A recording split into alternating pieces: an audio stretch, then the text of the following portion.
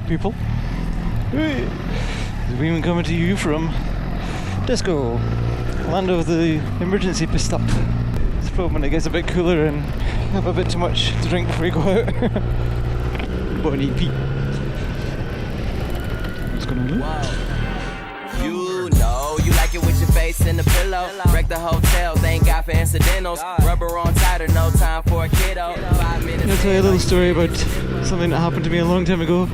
Catch your mind back, if you will, to a time when there was just a young little Weem. Just a little baby young little Weem. Like most people that have got siblings, I've got an older brother. And when we were young, he used to tease me mercilessly. As they do, you know. We were close to all my cousins, but one of them we used to live very close to, so we used to go around there all the time. And he and my brother, they were thick as thieves. Not like no, but as in, they used to get into all kinds of mischief with each other. And one time, I mean, bear in mind, I'm only about 5 or 6 years old at this time. So it's probably less than that, it's probably about 4. And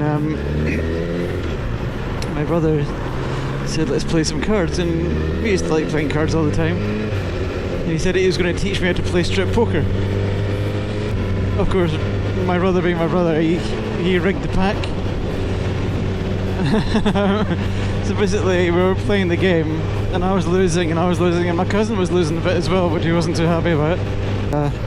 So yeah, we were losing until the point where I was literally down to my socks, and then I lost my socks, and then that was me. And I can't remember what happened exactly, but for some reason, I think it was a forfeit because I lost. I had to go down and I had to say something to my aunt.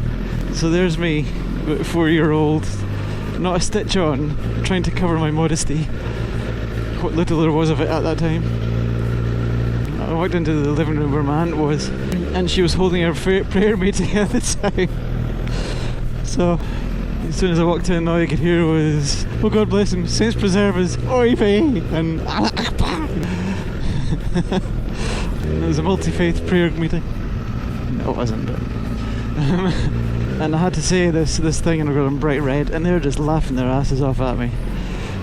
These women. I mean, man would have been, you know, like, oh, poor wee soul and kind of thing, but still she was laughing, understandably.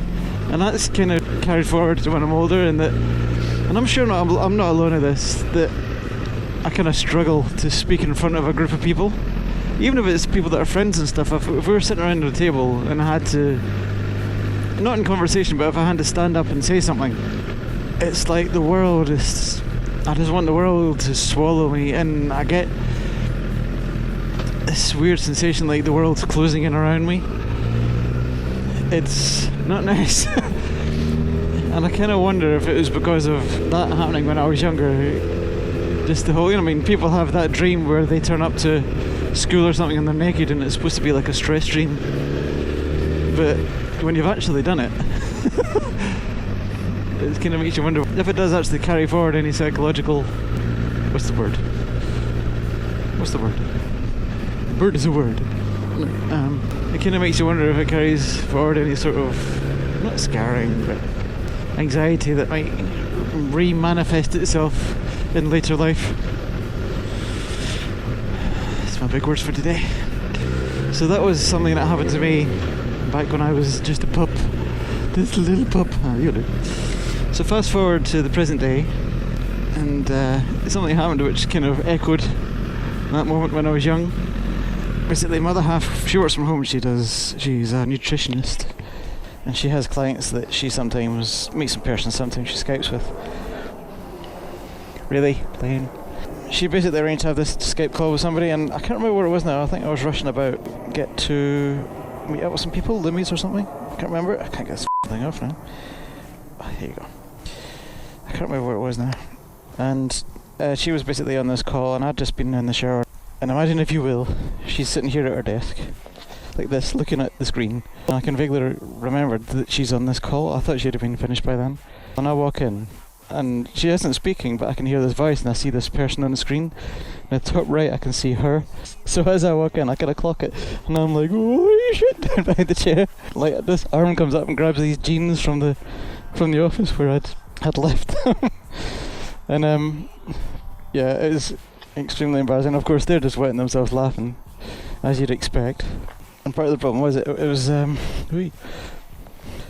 of the people that was on the call, because it was a three-way call, was one of our friends. Well, one of her friends that pops around again. And right enough, like 3 weeks later, she pops around and says, I didn't recognise you with the clothes on. And it's like, It's fair enough, I guess. So apparently they didn't really see. They actually thought something had gone wrong because they saw me walk in. They never really triggered that I was naked, apparently.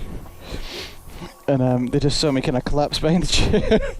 And thought I might have fallen over or just something happened. And the funny thing was, it didn't even bother me at all. It didn't even faze me. Even though I remember when I was young being so mortified. But yeah, as an adult and that happening, I don't know, maybe it's just I saw the funny side of it. And I just didn't care, to be honest. So it's because I had somewhere to be. I didn't really think about it. It's like when I had this crash the other day, you get back on and get going again straight away. You don't think about it, you just get back in the saddle almost. But yeah, embarrassing stories with Weem. And the funny thing is, though, I still get embarrassed. I still get embarrassed when I have to try and talk to a room of people. So even like at work, it's just if you've got to stand up even in front of people that you work with. Like I work 12-hour shifts, so if I work with these guys, and even though I work with them all night, if I was to stand up in front of them in a room and do like a presentation type thing for like 10 minutes, I'd probably get like a few words in and then my brain just goes and just seizes up. It's not good, man. But running about naked, I'm good with that now, so that's good. So tell me some of your embarrassing stories, if you will, so I don't feel completely on my own here.